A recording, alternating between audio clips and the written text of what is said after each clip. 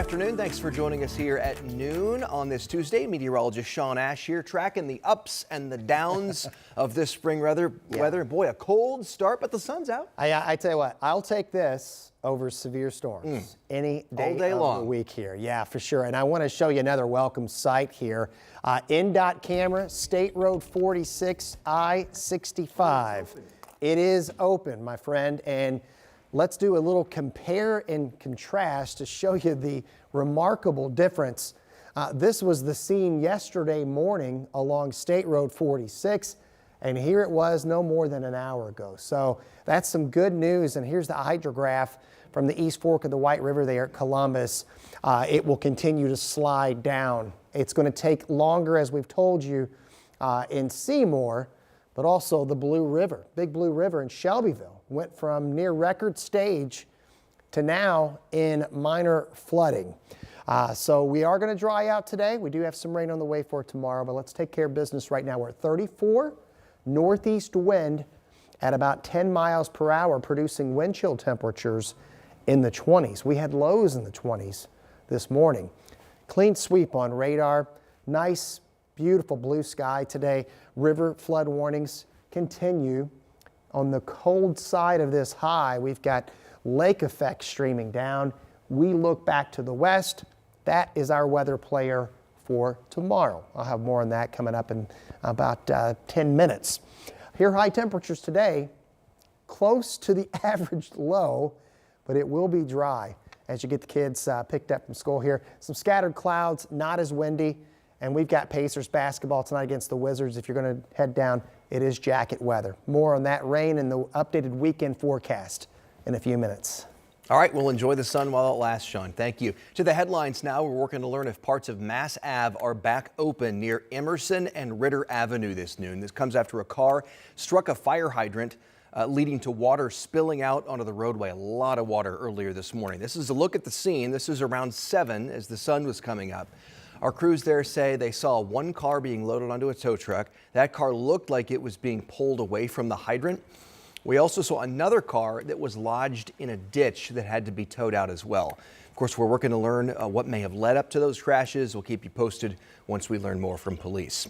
Now back to that flooding Sean was just talking about. Down south, portions of State Road 46 now back open near Columbus. But officials there are warning drivers to be extra careful. The exit ramp remains filled with water in places, and it's the main stretch through the city, making it hard to get around. It's been very tough to get around and frankly risky to drive through the last couple of days, but that still didn't stop some people. The sheriff in Bartholomew County says they've manned at least 15 water rescues. Don't take a chance. If the road's closed, don't drive through it. It's not worth it. It's not worth losing your vehicle, and most definitely it's not worth losing your life for. Certainly not. Police say they've handed out dozens of tickets to people who are ignoring those road closed signs. Flooding comes almost a week after tornadoes damaged or destroyed dozens of homes and businesses around Indiana. Carmel city leaders recently held an emergency meeting focusing not just on the cleanup, but long-term recovery. Our Alex Almanza was there and breaks down what's next. 5 days after tornadoes swept through Carmel, the cleanup continues. But city leaders say recovery is about more than cleaning debris. It's about being ready for what comes next. But our citizens are resilient. Everyone we talked to today, was putting themselves, in harm's way in some opportunities, helping their neighbors. At an emergency council meeting Monday, leaders passed a resolution to waive city fees for storm-damaged properties and laid out the foundation for a long-term response strategy. It's called CHAMP, the Carmel Helping and Mitigating Program. When a mayor makes an emergency declaration for a geographic area, City of Carmel, it allows the city to conduct business in a way that they otherwise legally can't. According to city officials, 54 homes were impacted, 5 with major damage. 13 businesses were affected, with 2 still unable to operate. Council Vice President Snyder says Carmel is now developing a comprehensive emergency plan, something the city has never had in its 50-year history. I think the council is on board with setting a real structure so that we're not guessing when the next event comes through. Leaders also warned that the long-term recovery may be challenging, especially for small businesses struggling to navigate insurance claims. There will be things that are not yet evident that some of these businesses will need down the future. So I think we can do this outreach that we're doing now to understand what their needs are now. As the city rebuilds, officials say this moment isn't about reacting, it's about setting a new standard. Because for a community that's weathered a storm, being prepared makes all the difference. That's Alex Almanza reporting. The city's emergency declaration is still in effect for the next couple of days. It's going to go through Thursday. Council members say they're going to continue gathering feedback from people who live there and businesses as well as they shape this long-term plan. A tentative meeting is set for next Monday. Also this afternoon, we are hearing from a gym owner in Fountain Square now facing hundreds of thousands of dollars in damage and repairs from last week's severe weather. I want to show you some pictures here. This is from inside Feel Good Naked Gym near Bates Street and State Avenue. The owner, Tiffany Wheatley, told us she woke up last Wednesday to the roof coming off of her home and gym, which is next door. She says the storm not only ripped off the roof, it also caused a lot of water damage, destroyed sewer pipes and damaged electrical wiring. It was a scene.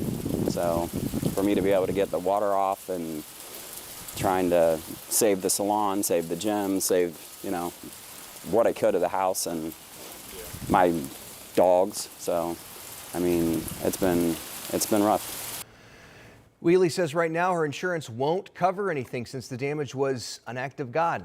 Her fiance's salon owner,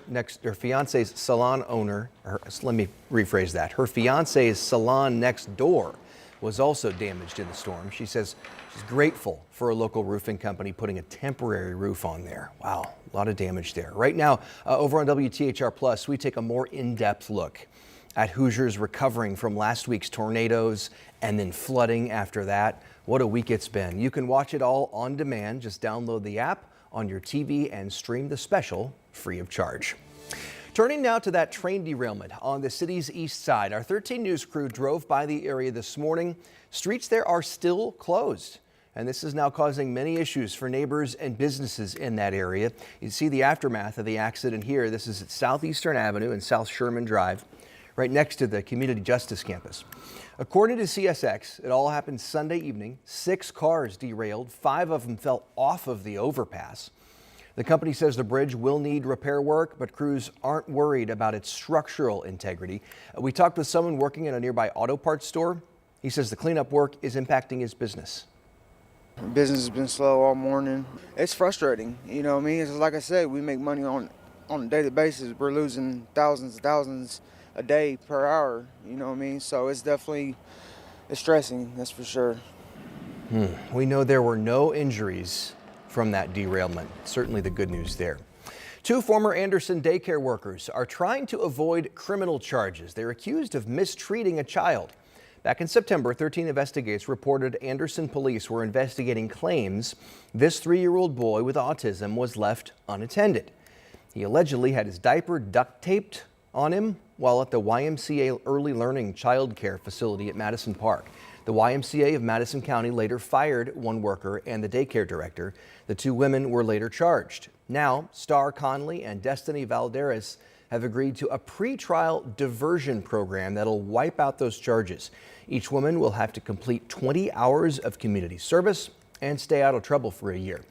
The child's mother tells 13 Investigates she's against the program and worries her son won't get the justice he deserves. Health officials are now confirming the first case of measles in Indiana this year. According to the state health department, the case involves an unvaccinated child in Allen County. That's near Fort Wayne. Now, state and local health officials are working to figure out if there are additional cases. We're told the patient is stable and recovering. According to the state health department, because measles is so easily transmitted, one single case is considered an outbreak. Much more on this story today, starting at 4 o'clock.